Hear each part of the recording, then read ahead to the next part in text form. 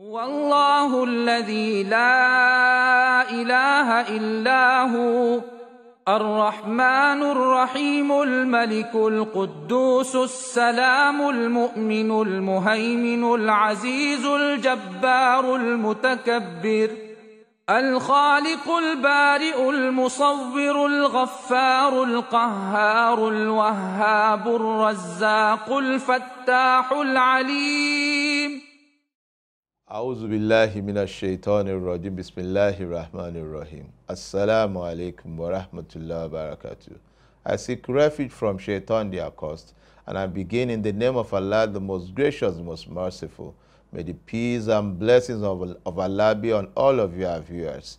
You are welcome to your program, A Moment with the Companion, sponsored by the Companion, an association of Muslim men in businesses and profession.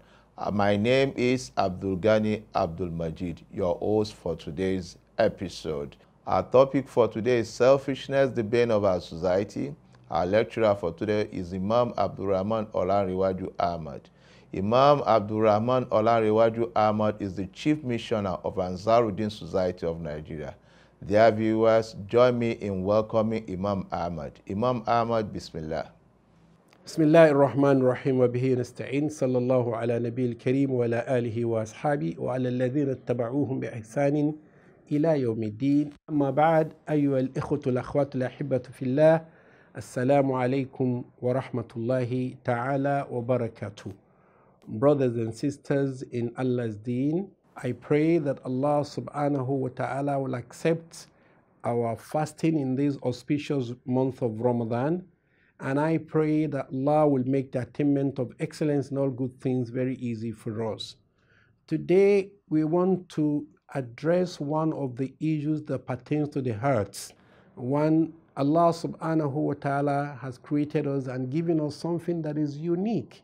He has not given any other being.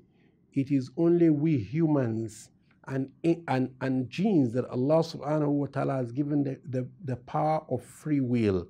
Free will is your ability to prescribe your means and choose your ends on a limited scale. It is comparable to Allah subhanahu wa ta'ala giving you two legs, and the limit that you have is to raise one leg and stand on the other. If you raise both legs at one and the same time, it means you are jumping up, and whatever goes up must come down. So we have limited, even if we say it is free will. We want to talk about one of the diseases of the heart. They call it athara, selfishness. What is selfishness?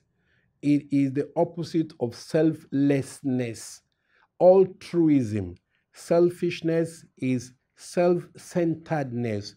What does it mean? What are the characteristics, and how can we cure this, ravaging disease that has become so commonplace that everyone talks about themselves? It is just about me. It is my time. It is me alone. It is, and so on and so forth. Brothers and sisters, Allah subhanahu wa ta'ala has created us as human beings, and our soul, what He has given us, the very essence of our being has a disposition for selfishness. Naturally, in its crude self, without refinement, everyone is selfish. Everyone prefers himself or herself to others. People don't care. Once they are well, everything is well. Once they are not well, everything is ill. This is a trial that Allah subhanahu wa ta'ala has given to us. Just like He has said in the Quran, تبارك الذي بيده الملك وهو على كل شيء قدير الذي خلق الموت والحياة ليبلوكم أيكم أحسن عملا. He has given us these so that He would try and test us to establish which of us is best in conduct.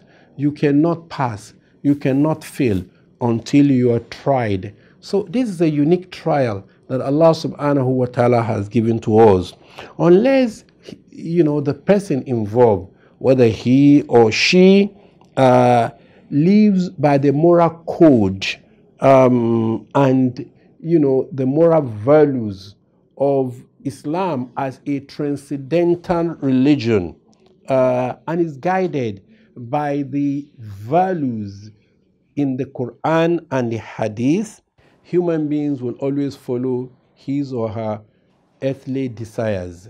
And that is to own everything, to have everything, to have his way, to dominate, others, to have his or her comfort at the expense of others, to expect others to sacrifice their comfort for him or for her, to prefer his family, and to ensure that no matter whatever comes, his or her family, enjoy at the expense of others. If we check the Quran chapter 70, verse 19 to 21, Allah Tabaraka wa Ta'ala told us when He was describing this quality of selfishness in man, He said, Innal insana khulika halu'a, idha massahu sharru jadhu'a, wa idha massa'ul khayru manu'a.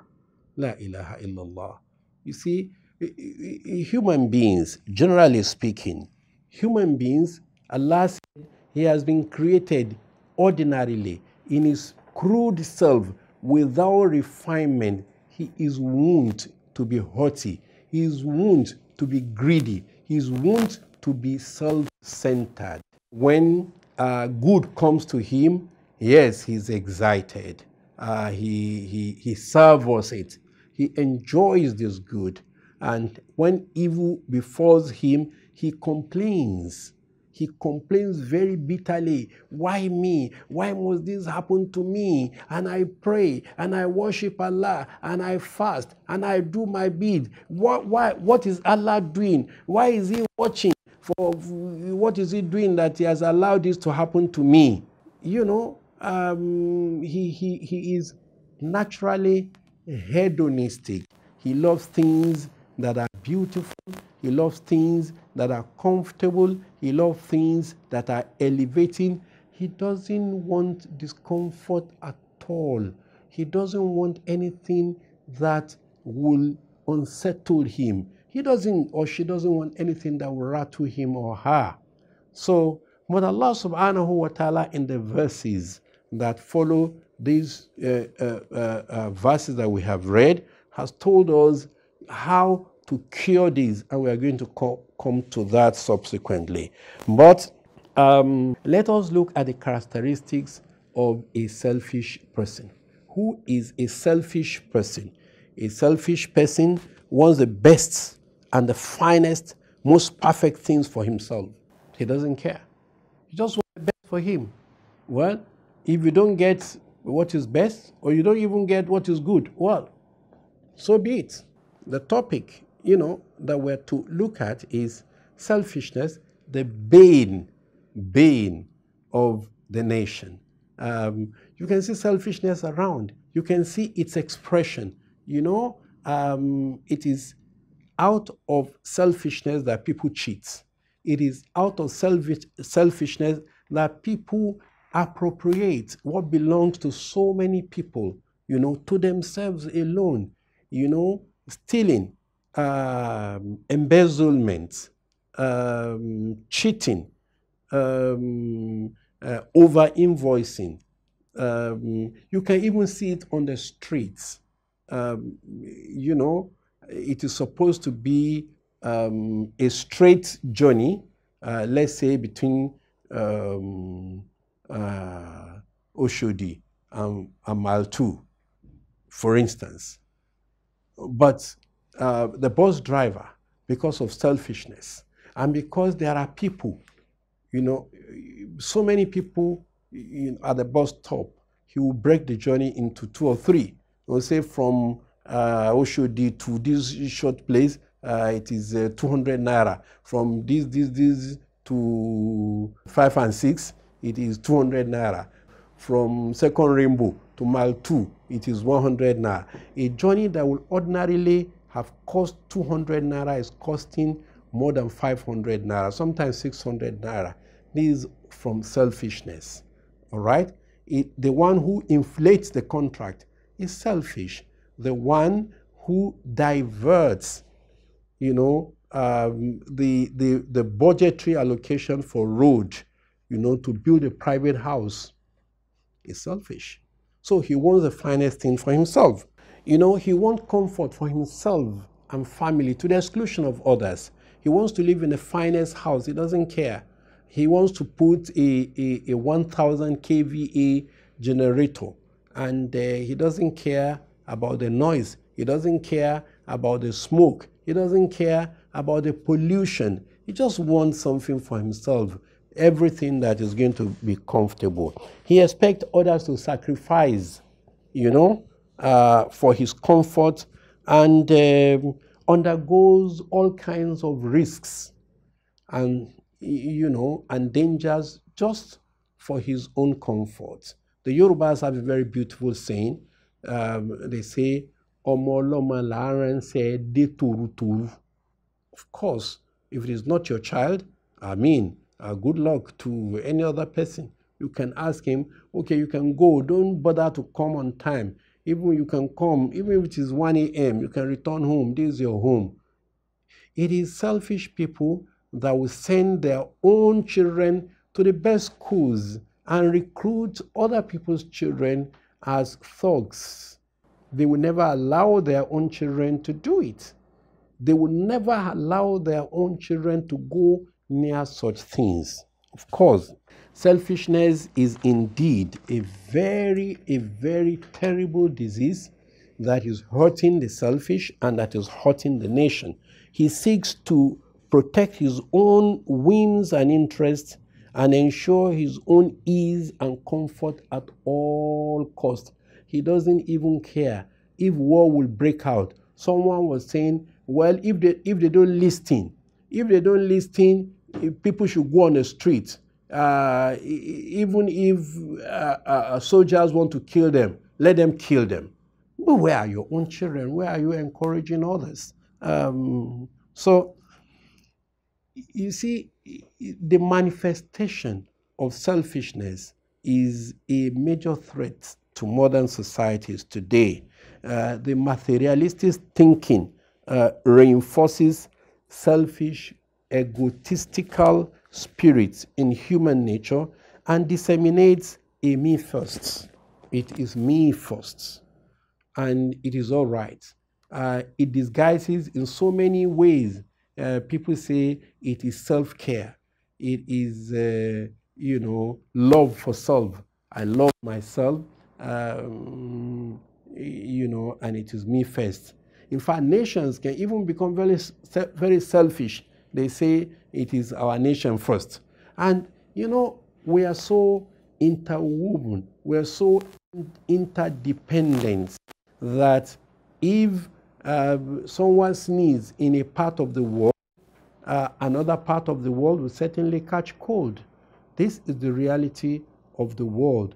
And this is why selfishness as a spiritual disease is not sustainable, and it is not doing any good to the society.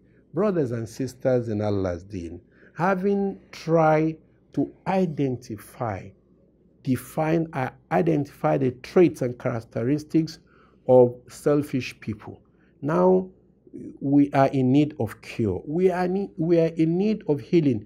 This is a nation that needs healing.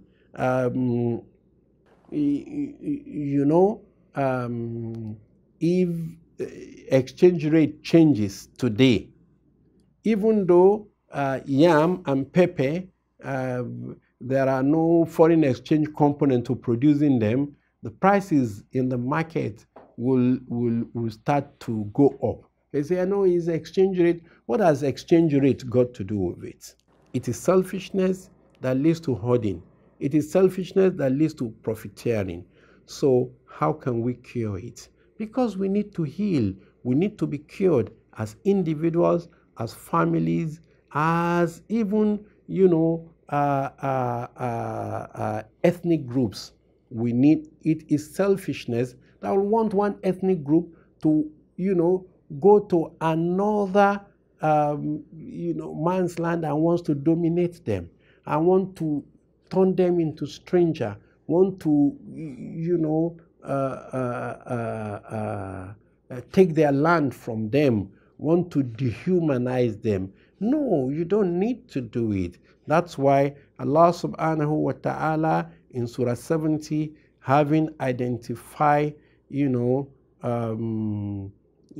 traits that we explained earlier, then he made exception, illa al-musallin. And this exception means that this is the cure. This is the remedy for that. For instance, Allah subhanahu wa ta'ala said we should, for those of us who have faith, who are Muslims, He said, Inna salata tana anil fashai wal munkar.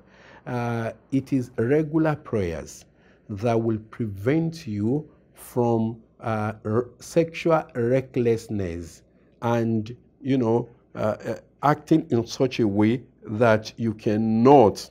You don't want people to act like that to you. That is what is you do unto others, what you don't want them to do to you. This is munkar.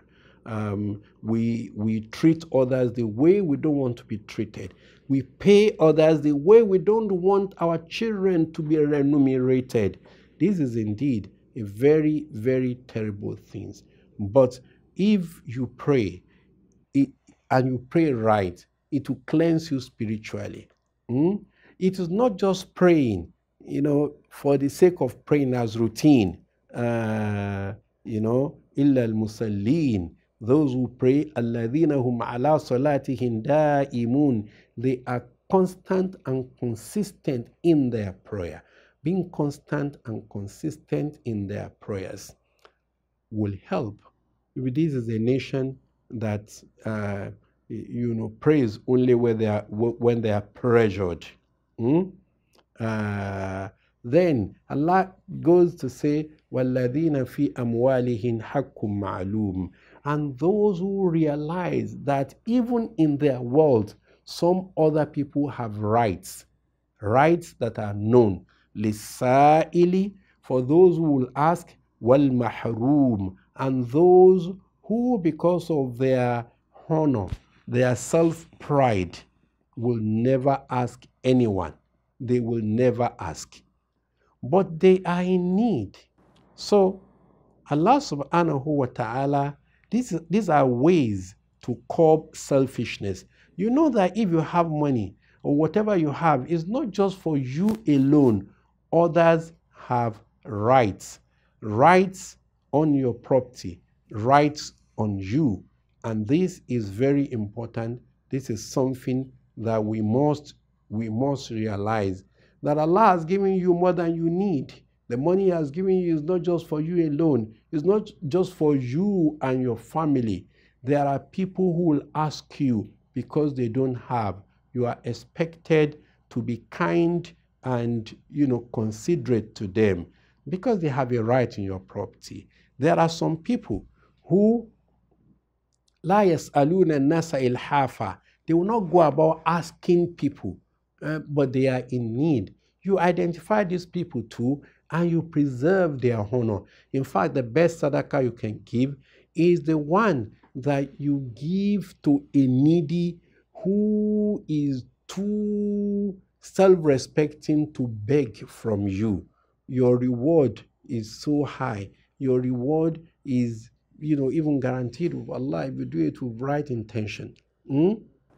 So it is very important for us as Muslims, for us as a nation, to realize that those who will never lack are those who give.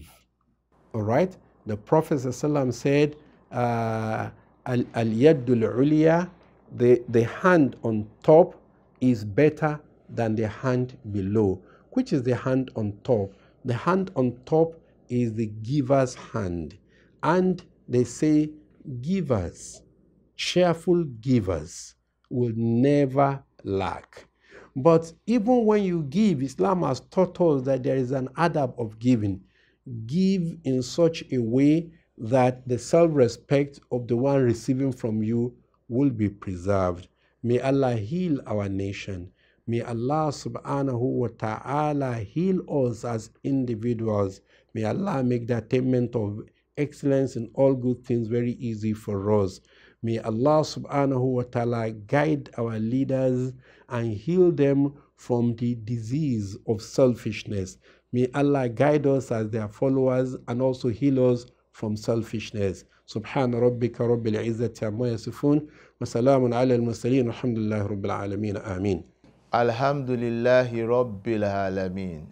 Imam Ahmad has been able to enumerate to us characteristics of selfishness, and he has equally been able to provide some solutions to it. Please join us same time, same station tomorrow. I remain yours in the service of Islam, Abdul-Ghani Abdul-Majid. والله الذي لا إله إلا هو الرحمن الرحيم الملك القدوس السلام المؤمن المهيمن العزيز الجبار المتكبر الخالق البارئ المصور الغفار القهار الوهاب الرزاق الفتاح العليم القابض الباسط الخافض الرافع المعز المذل السميع البصير الحكم العدل اللطيف الخبير الحليم العظيم الغفور الشكور العلي الكبير الحفيظ المقيت الحسيب الجليل الكريم الرقيب المجيب الواسع الحكيم الودود المجيد الباعث الشهيد الحق الوكيل القوي المتين الولي الحميد المحصي المبدئ المعيد المحيي المميت الحي القيوم الواجد الماجد الواحد الأحد الصمد القادر المقتدر المقدم المؤخر الأول الآخر الظاهر الباطن الوالي المتعالي. All Muslims have to do 5 things. Who knows what they are? Shahada, Salah, Zakat. The Companion Zakat Fund Committee is one of the major organs of the organization that is designed and put in place to basically be in charge of the assessment, the collection, as well as distribution of zakat. Collection from the people that are eligible to pay zakat, and then to administer the payment and disbursement of this zakat, to all the people that qualify to, basically receive zakat in line with the injunction of Allah subhanahu wa ta'ala, and as demonstrated by Holy Prophet Muhammad sallallahu alaihi wasallam. Your jewels are in safe hands, as a greater effort is better than a little effort. That is what we do here.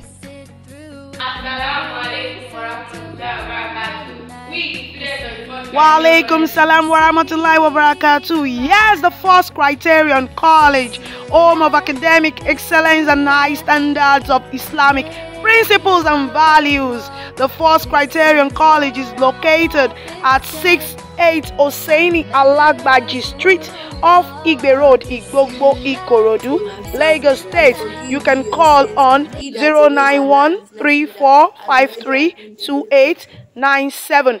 Admission is on into GSS 1 to 3 and SS1. Entrance examination in May, June, and July 2023. first and third Saturday of the month. Change your perspective. We will be expecting.